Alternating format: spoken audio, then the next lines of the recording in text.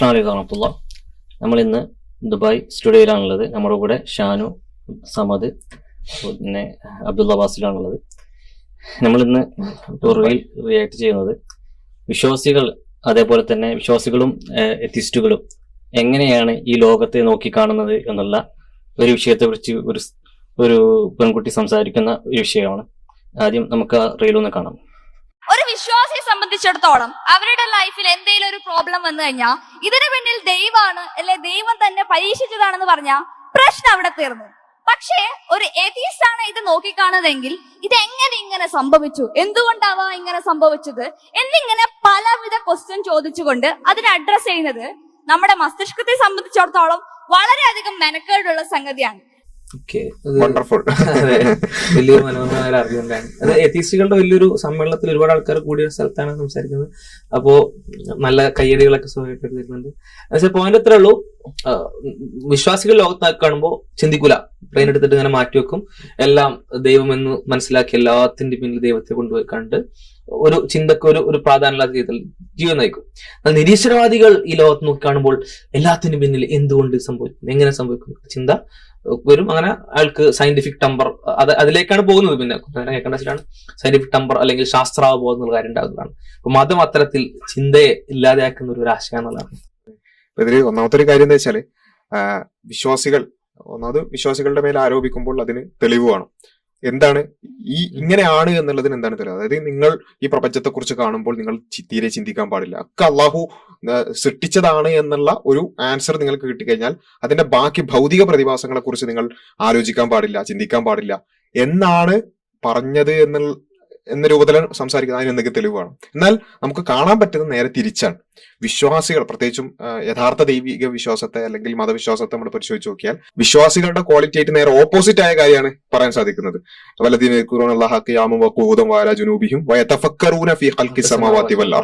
അതായത് വിശ്വാസികൾ എന്താണ്, ഒന്നിനെ കുറിച്ച് ചിന്തിക്കാതെ, ഒന്നിനെ കുറിച്ച് ഒരു നിലക്കോ ഒരു ആലോചന ഇല്ലാതെ ജീവിക്കുന്നതെന്നല്ല. ഉറ്റാലോചിക്കുക, കേവല ചിന്ത പോലല്ല, ഡീപ്ലി ആലോചിക്കുക, കോണ്ടംപ്ലേറ്റ് ചെയ്യുക എന്നുള്ളതാണ്.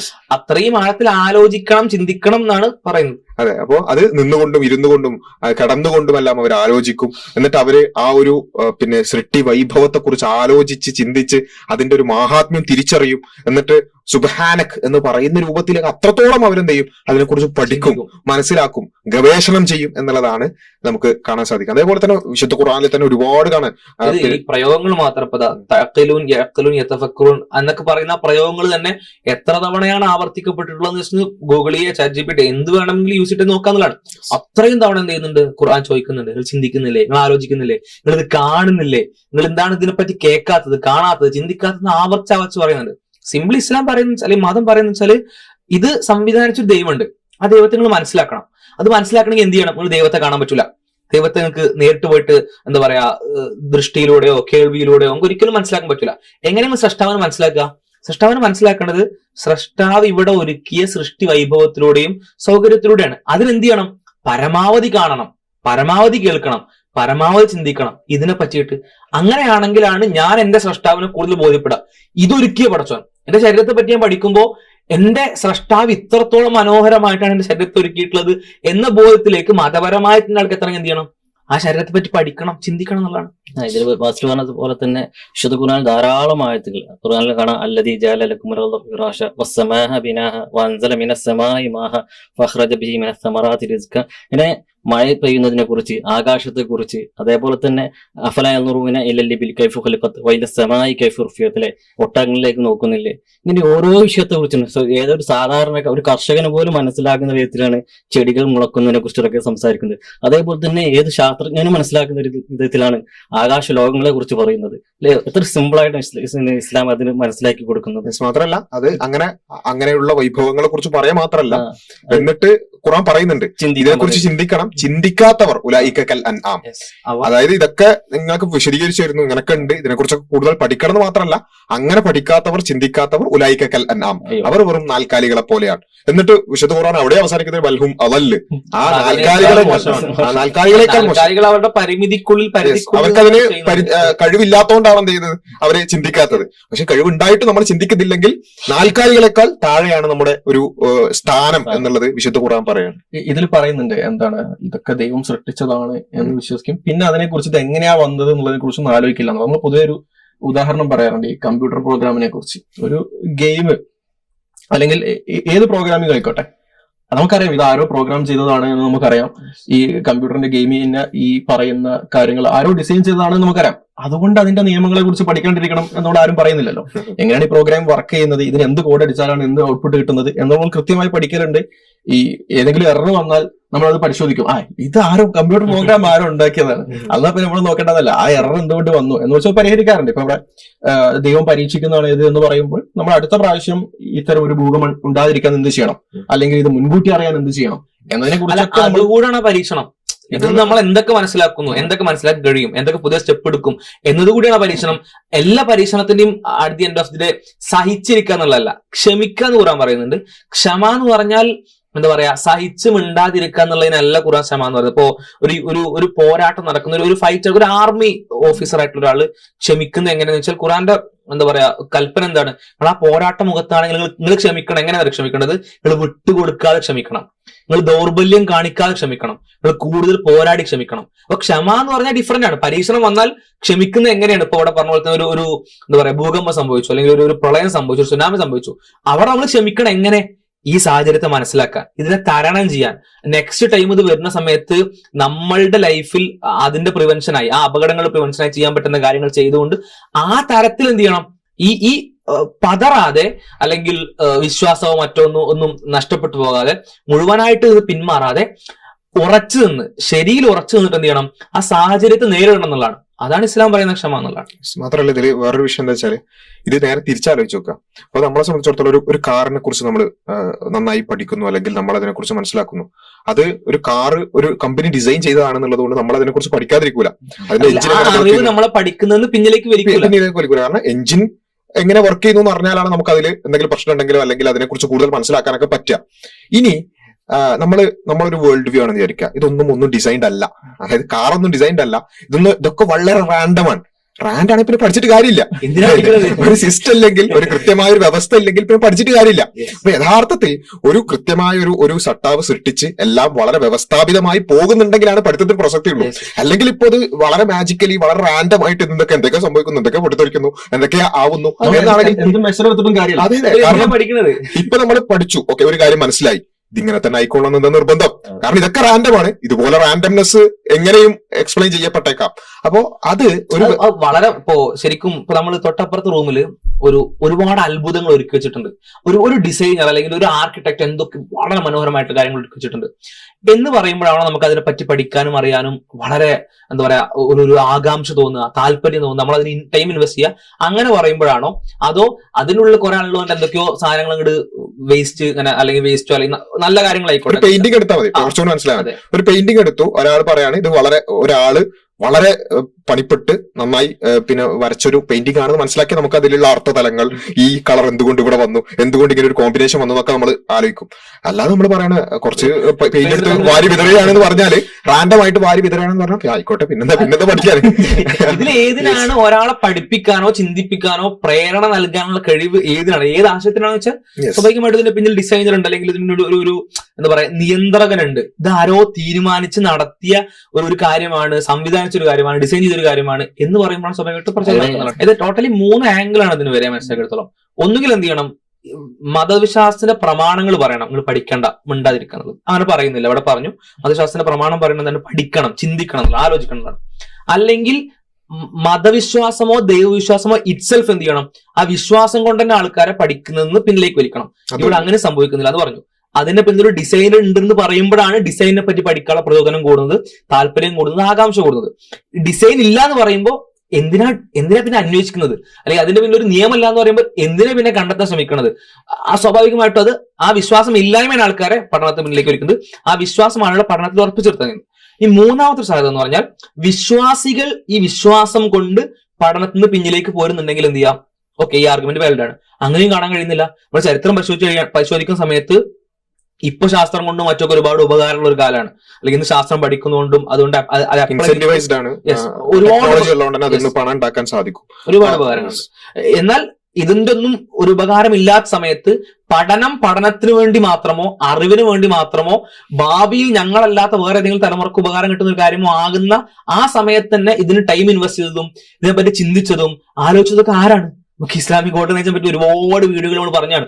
അവിടെ നമുക്ക് എന്താ പറയാ, ഇസ്ലാമിക ഭരണകൂടത്തിന് കീഴിൽ ഫണ്ടഡ് ആയി ഇന്ന് കമ്പയർ ചെയ്യുമ്പോൾ, എക്കണോമി കമ്പയർ ചെയ്യുമ്പോൾ ഇന്ന് നമ്മൾ ഏറ്റവും കൂടുതൽ ഇൻവെസ്റ്റ് ചെയ്യുന്ന ഒരു ഇൻഡസ്ട്രി ആയിട്ട് പറയാറുള്ളതാണ് ഫുട്ബോളൊക്കെ. ഒരുപാട് ക്ലബ്ബുകൾ ബില്യൺസ് കളിക്ക് ഇൻവെസ്റ്റ് ചെയ്യുന്നു. അതുപോലെ ഫുട്ബോൾ ക്ലബ്ബുകൾ തങ്ങളുടെ കളിക്ക് വേണ്ടിയും കളിക്കാർക്ക് വേണ്ടി ഇൻവെസ്റ്റ് ചെയ്യുന്ന ബില്യണുകളെ പോലെ അത്രയും ഇൻവെസ്റ്റ് ചെയ്തിട്ട് ഇസ്ലാമിക ഗവൺമെന്റുകൾ മത്സരിച്ച് അറിവ് നേടുന്നതിലും ഗവേഷണം നടത്തുന്നതിലും ട്രാൻസ്ലേറ്റ് ചെയ്യുന്നതിലൊക്കെ മത്സരിച്ച് പ്രവർത്തിച്ചതായിട്ട് നമുക്ക് ഒരുപാട് നാളൊന്നുമല്ല, വളരെ കുറച്ച് നൂറ്റാണ്ടുകൾ പിന്നിലേക്ക് എടുത്താൽ കാണാൻ കഴിയും. ഇത് ഇസ്ലാം മാത്രമല്ല, മതവിശ്വാസത്തിന്റെ ഭാഗമായിട്ട് ഒരുപാട് ആളുകൾ അത്തരത്തിൽ. ഇപ്പൊ നമുക്കറിയാം, നമ്മുടെ ജെനറ്റിക്സിന്റെ ഫാദർ ആയിട്ടുള്ള ഗ്രിഗർ മെന്റൽ എന്ന് പറയുന്ന അദ്ദേഹം പുരോഹിതനാണ്. അപ്പൊ അത്തരത്തിൽ ദൈവം ഇത് സംവിധാനിച്ചിട്ടുണ്ട്, അല്ലെങ്കിൽ ദൈവമാണ് ഇതിനൊക്കെ നിയന്ത്രിക്കുന്നത്, അല്ലെങ്കിൽ ദൈവത്തിന്റെ ഡിസൈനും ദൈവത്തിന്റെ പ്രവർത്തനങ്ങളോട് നടന്നുകൊണ്ടിരിക്കുന്നത് എന്ന് വിശ്വസിക്കുന്ന ഒരുപാട് വിശ്വാസികൾ ആ ദൈവത്തിന്റെ പ്രവർത്തനത്തെ പറ്റി അറിയാൻ ഒരുപാട് പ്രവർത്തനങ്ങൾ നടത്തിയിട്ടുണ്ട്. ഈ 3 ആംഗിളിലും വേറൊരു കാര്യം എന്ന് വെച്ചാൽ, ചരിത്രപരമായ ആംഗിൾ പറയുമ്പോൾ അതിന്റെ മറുപുറമുണ്ട്. എന്നുവെച്ചാൽ എന്തുകൊണ്ടാണ് നിരീശ്വരവാദികൾ സയൻസ് പഠിക്കാതിരുന്നത്? ഓക്കെ, ഇപ്പം ടെക്നോളജി ഉപയോഗിച്ചുകൊണ്ട് ഒരുപാട് ഉപകാരങ്ങൾ ഉള്ളത് കൊണ്ട് തന്നെ നിരീശ്വരവാദികൾ കുറച്ച് സയൻസിന്റെ ഭാഗത്തേക്കൊക്കെ വരുന്നുണ്ട്. അത് നമുക്ക് പ്രശ്നമൊന്നുമില്ല. ലിറ്ററേച്ചറിലാണ് കൂടുതൽ അല്ല, കുറച്ച് വരുന്നുണ്ട്. പക്ഷെ നമുക്കത് വിശ്വാസികളാണ് സയൻസിന്റെ അടിത്തറ പാകിയത്, അതുകൊണ്ട് നിരീശ്വരവാദികൾ വരരുത് എന്നുള്ള ഒരു തിട്ടൂരം നമ്മൾ ഇറക്കുന്നില്ല. പക്ഷെ ഇതില് ഒരു കാര്യം, എന്തുകൊണ്ട് മുമ്പ് അവര് ഈ സയൻസിന്റെ മേഖലയിൽ ഇല്ലായിരുന്നു? ഇത് പരിശോധിച്ച് നോക്കിയാൽ നമുക്ക് ചാർവാകന്മാർ, ഇന്ത്യയിൽ ഉള്ള പ്രാകൃത കാലത്തുണ്ടായിരുന്ന നിരീശ്വരവാദികൾ, അന്നേ നിരീശ്വരവാദം ഉണ്ട്. അന്നും ഇന്നും ഇവരുടെ ഒരു ബേസിക് ആയിട്ടുള്ള ഒരു ചിന്ത എന്ന് പറയുന്നത് സെയിം ആണ്. തിന്നുക, കുടിക്കുക, രമിക്കുക, പരമാവധി ആസ്വദിക്കുക, പ്ലഷർ സീക്കിംഗ് എന്നുള്ളതാണ് ഈ നിരീശ്വരവാദികളുടെ, ഭൗതികവാദികളുടെ ഒരു ഏറ്റവും അവരുടെ ദൈവം അതാണ്, ആ ഒരു പ്ലഷർ എന്നുള്ളതാണ്. അപ്പൊ അത് അന്നത്തെ കാലത്ത് സയൻസ് എന്ന് പറയുന്നത് പ്ലഷറിന് അനുകൂലമായിരുന്നില്ല. കാരണം എന്താ വെച്ചാൽ, സയൻസ് പഠിക്കുക എന്ന് പറഞ്ഞാൽ അവര് കാണുന്നത്, ഇപ്പൊ ചാർവാകന്മാരുടെ ഒക്കെ നിങ്ങൾക്ക്, നിങ്ങൾ എന്തിനാണ് ഇത്രയും സമയം എടുത്തുകൊണ്ട് ഇങ്ങനെയുള്ള ഒരുപാട് കാര്യങ്ങൾ ഇൻവെസ്റ്റ് ചെയ്ത് കുറെ സമയം കളയുന്നത്? നമുക്ക് ഉള്ള കാര്യം വെച്ച് ആസ്വദിച്ച് ജീവിച്ചാൽ പോരെ എന്നാണ് അന്ന് നിരീശ്വരവാദികൾ. അതാണ് ശരി. യെസ്, ഇപ്പൊ 200-300 കൊല്ലം കഴിഞ്ഞ ഒരാൾക്ക് ഉപകാരം കിട്ടാൻ ഞാൻ എന്തിനും ഇപ്പൊ എന്റെ ഭക്ഷണം ഉപകാരം കിട്ടുന്ന ഉറപ്പില്ല. അത് ഉറപ്പില്ല.